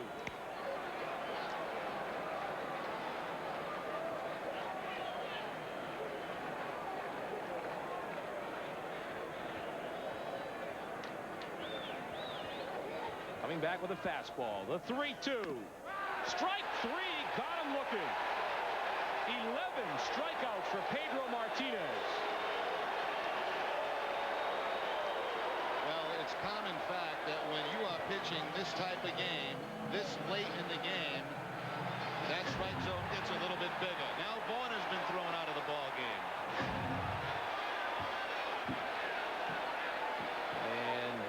Teammates holding him back. He came out aggressively. At home plate umpire Phil Cousy threw his helmet in his direction. Yeah, he gave him a sign far away, then threw the helmet, and he was ejected immediately. You can understand the frustration from Vaughn's point of view, but it's common knowledge when you have this type of stuff, these type of results, this late in the game, that strike zone tends to get a little bigger. 20 in a row set down by Pedro Martinez. The leadoff batter of the game reached after he was hit. And since that time, Tampa Bay has not had a base runner. There's Fred McGriff. Struck out twice tonight.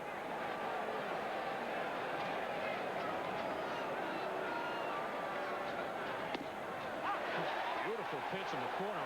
0-2.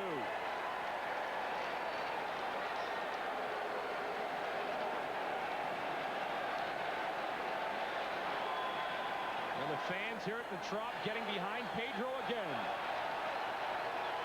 The 0-2. He got him. He struck him out. 12 strikeouts for Pedro. And through 7 innings, the Devil Rays still looking for a base hit. We have played 7, and the Red Sox lead it 6-0.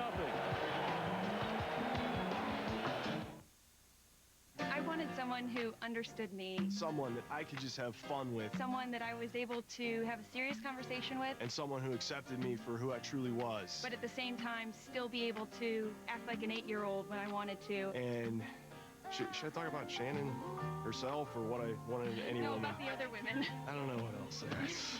I already found what I wanted, so I forget what it was that I even wanted to begin with. Find everything you're looking for on eharmony.com. Log on today. I happen to have my own company, and I just love what I do. I'm an entrepreneur at heart, and basically my education has helped me fill in all the missing pieces. ITT Tech helped me gain the confidence that I never quite had before. I believe that I will always be able to do whatever my heart desires. We are educators helping people build a foundation for the rest of their lives. ITT Technical Institute, education for the future. To find out more, call 1-800-ITT-TECH or visit us on the web. You're watching Red Sox Classics on NESN. We pick up action later in the game. Pedro making short work of his warm-up tosses. He's ready to go to work here in the 8th inning. Facing Steve Cox, Aubrey Hupp, Jose Guillen. Cox is 0 for 2. He struck out in the 5th.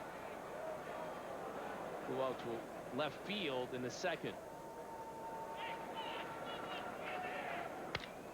Sends one down to first base. Bronya has it, and there's one out in the 8th. Rico Bronya going in a couple of innings ago for Daubach. At this stage of the game, he'd probably be in there anyway defensively.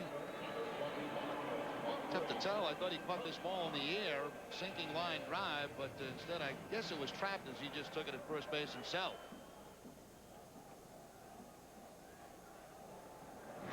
And here is Aubrey Huff.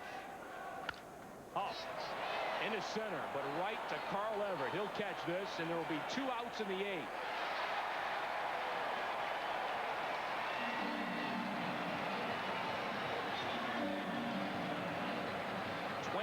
Three in a row retired by Pedro Martinez.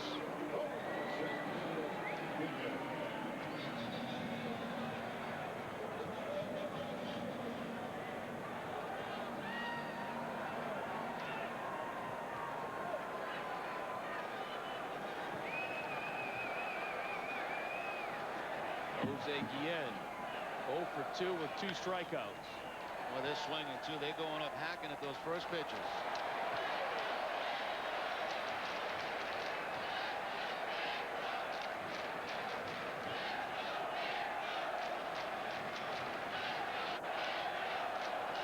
And the chant now goes out for Pedro. Fouled away.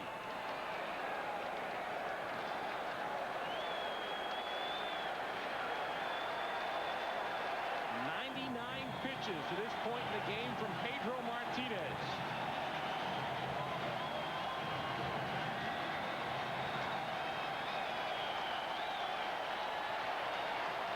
The 0-2. He struck him out. 13 strikeouts for Pedro. And he has retired 24 in a row. And he will go to the 9th. With something very special working here in St. Petersburg, Florida. The Red Sox lead at 6-0.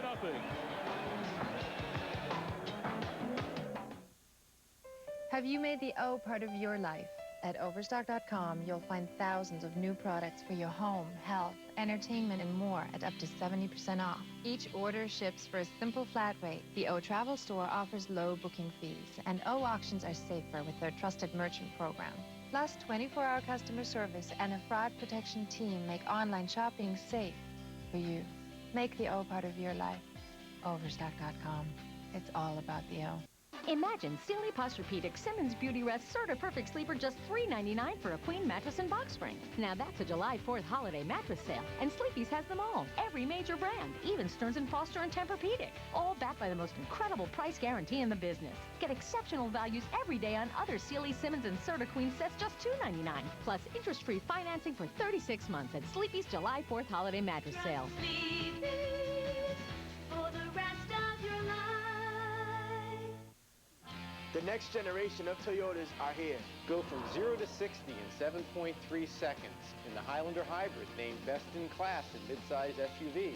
Reach new heights with the new 2007 FJ Cruiser, a descendant of the legendary Land Cruiser series. Look good in the sleek new Camry, designed with style, performance, and comfort in mind. Now available with the hybrid Synergy drive system. Come visit Atlantic Toyota on the Linway in Lynn. NESN.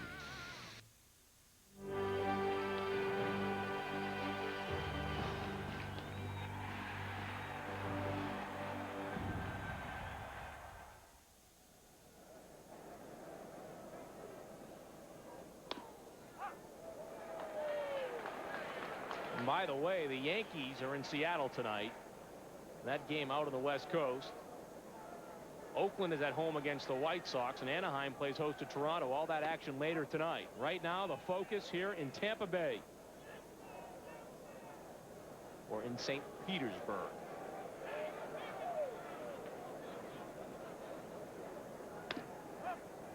Billy Taylor been around a long time. A lot of minor league years for Taylor, and of course spent quite a few years with the Oakland Athletics. Was a closer for the A's for a couple of seasons.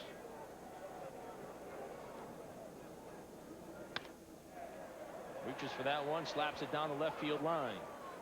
It was a breaking ball that Bronya hit off Taylor for that game-winning grand slam back at Fenway Park on the last homestand.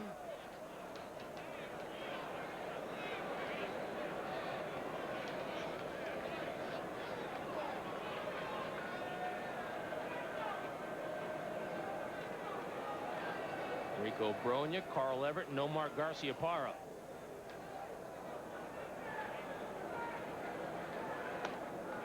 in the dirt.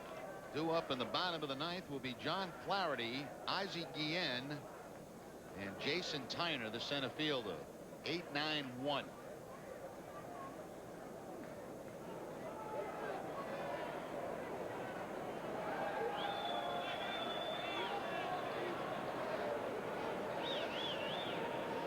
Offensively, the only thing left really for the Red Sox is the man on deck, Carl Everett. And that's ball 4. So Bronya walks, and that brings up Carl Everett. The offensive story for the Red Sox. He has driven in all 6 runs. He hit a solo home run in the 5th, and in the 7th inning hit a 3-run blast. He is 4 for 4. 2 home runs, a double, a triple, 2 runs scored, and 6 runs batted in. Needs the base hit for the cycle.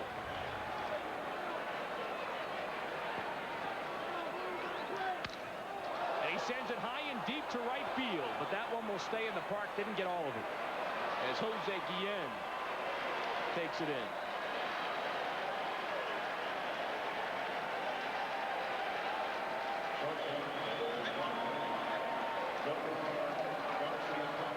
So he will fall short of coming up with the 250th cycle in Major League history. There have been 249 cycles and 222 no-hitters. They used to say it's more rare to see a cycle than a no-hitter, but that has changed over the past decade or so. There has not been a no-hitter in baseball this year.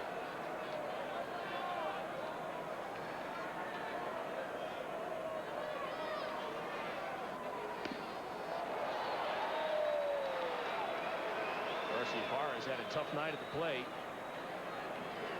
0 for 3, and he was hit by a pitch in the 3rd. And that started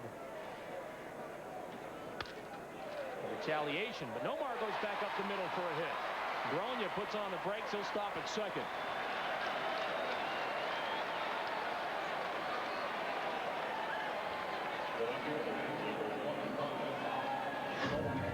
Quickly got ahead of Garciaparra, but then gets on top of the fastball and just past the dive of Ozzie Guillen for Nomar's first hit in the ball game.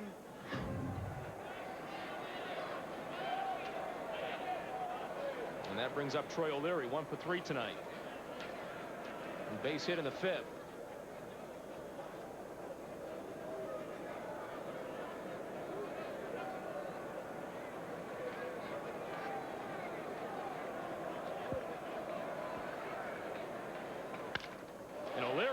One into right field. Bronya's being waved in. He will score. Nomar stops at second. O'Leary has an RBI, and the Red Sox lead it 7-0.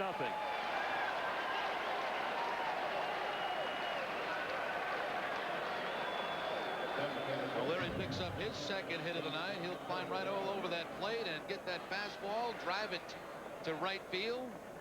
O'Leary picks up his 52nd RBI in the year. He has come an awful long way since coming off that disabled list. Average-wise, RBI-wise.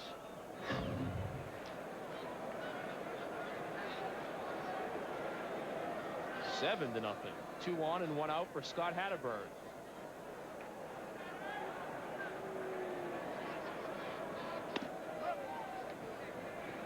Hatterberg is 0 for 4.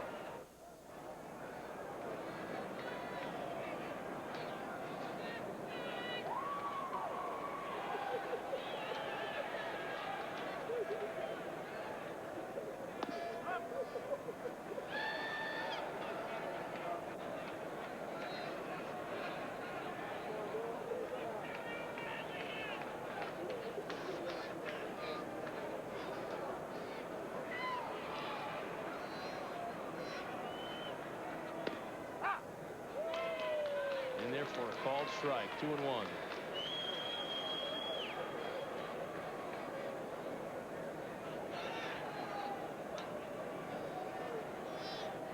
Tale of 2 dugouts tonight. In Tampa Bay's dugout, frustration and anger into the Red Sox dugout in anticipation for the 9th inning. For the bottom of the 9th.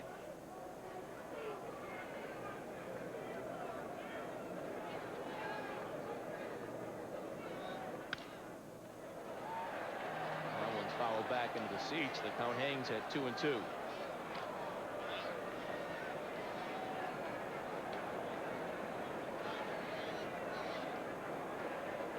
He's hiding a little bit.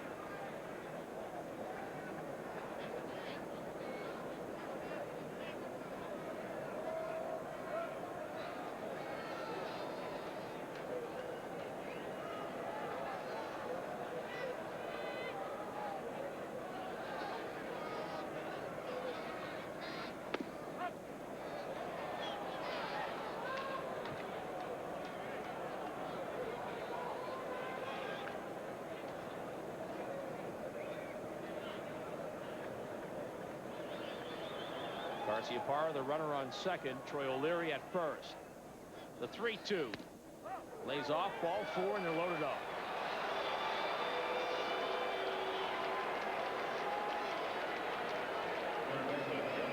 Well, honestly, we're thinking about the big prize tonight for Pedro, and I would prefer to see a quick inning here on the top of the 9th as opposed to something that drags on like this. The longer he has to sit around, obviously he doesn't like that. He's got the runs. You'd almost take the double play ball at this point. Vinny Alexander, the hitter. He's 0 for 3 since replacing Lou Merlone.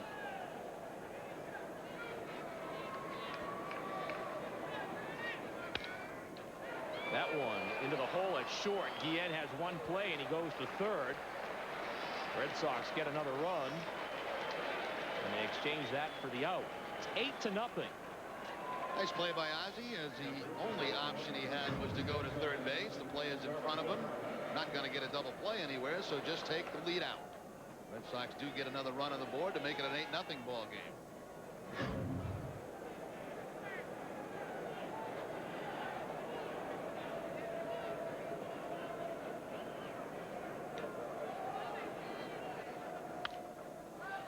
Little pop-up off a third. Over by the stands. Huff has it, and that will retire the side. Red Sox score 2 runs. They increase their lead to 8-0. And now we go to the bottom of the 9th.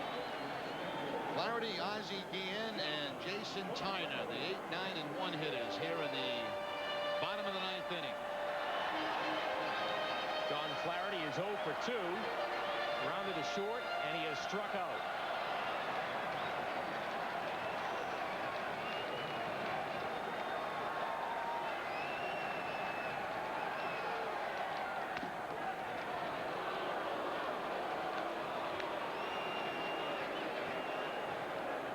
We'd like to welcome those viewers watching on ESPN. Pedro Martinez has retired 24 straight since starting the game by hitting Gerald Williams, which started a bench-clearing brawl. This has been an eventful night at Tropicana Field. Bob Rodgers alongside Jerry Remy.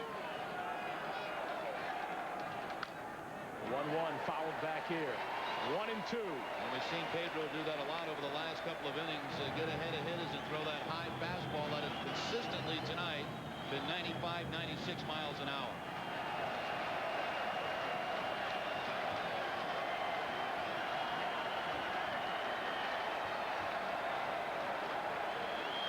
The 1-2. Checks his swing. It's 2-2. There it is again. He tried to get Flaherty to chase it. Just as nervous as anybody is Jason Varitek behind that plate. He wants to make sure he puts down the right fingers here in the 9th inning. He has called a terrific game here tonight for Pedro. His brother Ramon watching on. The 2-2. Into right center field, and that falls for a hit. John Flaherty breaks up the no-hitter.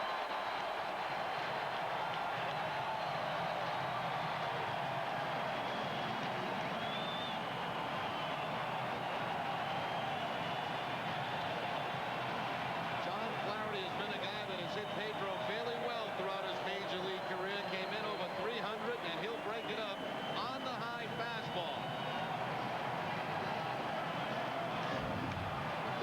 so effective tonight for Pedro. Flaherty will get to it and put the line drive in the gap in right center field.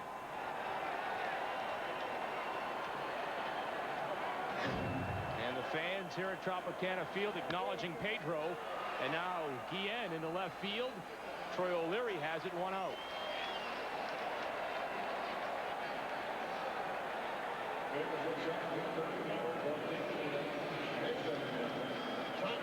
El Guapo, just in case. Look at the amount of fans that turn around and leaving the ballpark after the base hit. All that was left to see would be to see if Pedro could get the no-hitter. He was looking for the 15th no-hitter in Red Sox history. The last one was Dave Moorhead against Cleveland on September 16th, 1965.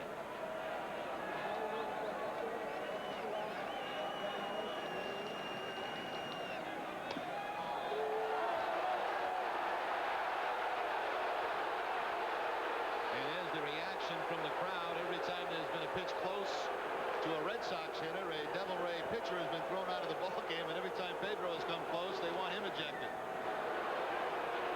Now they've turned on Pedro. They were with him, now they're against him. He has thrown 108 pitches.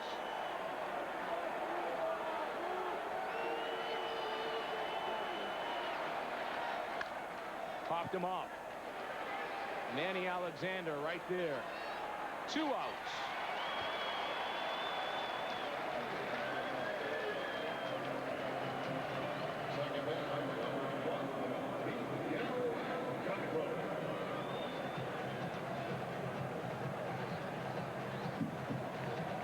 Pedro has yet to throw a no-hitter in his career. He has come close a couple of times. He retired 27 in a row. And losing a perfect game when he was pitching with Montreal at San Diego. That one line to Nomar, and that's the ball game. A brilliant performance by Pedro Martinez, a one-hitter. John Flaherty's base hit in the 9th inning, and that was it for Tampa Bay. He may have missed his no-hitter, but Pedro Martinez was about as dominant as he could be after hitting the first batter of the game. When we return, we'll hear from Pedro about the brawl and his spectacular pitching performance. Flames, striping, bodywork. Do you have a passion for turning wrecks like these into rides like these? Why not turn that passion into a career? It starts with training from Universal Technical Institute. In UTI's collision repair and refinishing program, you'll learn bodywork, framework, sheet metal fabrication, welding, automotive painting, refinishing, and customization. If you're looking for a career that combines high-tech skills and creativity, a career where technicians are in high demand, then UTI's CRRT program is the place for you. UTI's program is ASE certified and all courses meet tough ICAR standards. Our strategic alliances with DuPont Performance Coatings, Toyota Lexus, and Mercedes-Benz give you a huge advantage after you graduate. And check this out. At UTI, you can graduate in just about a year. Don't put this off another minute. Call UTI right now and we'll send you a free information kit. Universal Technical Institute. Hey, what happens if you can't catch a Sox game to stir the week? After an exciting week in the nation, unwind with Rewind.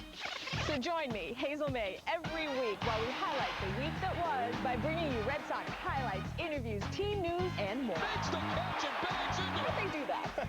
Man, Hazel, you don't miss a thing. So remember, be kind and rewind. Granite City Electric's Red Sox Rewind, Monday and Tuesday nights only on NESN.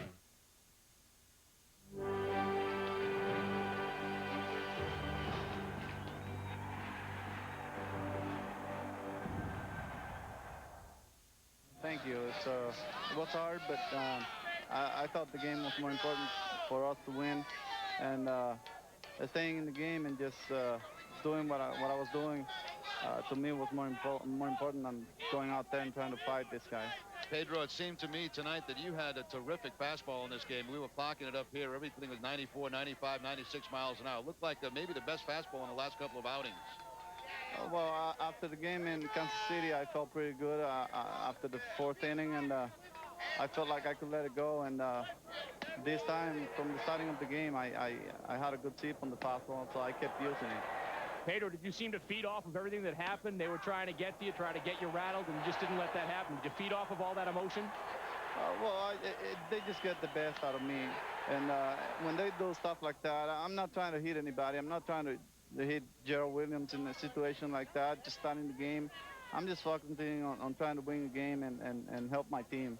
But if they, I mean, in any other situation, I'm sure I would have responded differently. But right now, we can't afford to have anything else happen but just win games. Standing in a batter's box facing Pedro Martinez is intimidating enough by itself. When he's mad at your team, it only gets worse. But it's that kind of passion that made Pedro the great pitcher he was for the Red Sox. Just ask the Tampa Bay Devil Rays. I'm your host, Don Orsillo. Be sure to join us next time for another Red Sox Classic.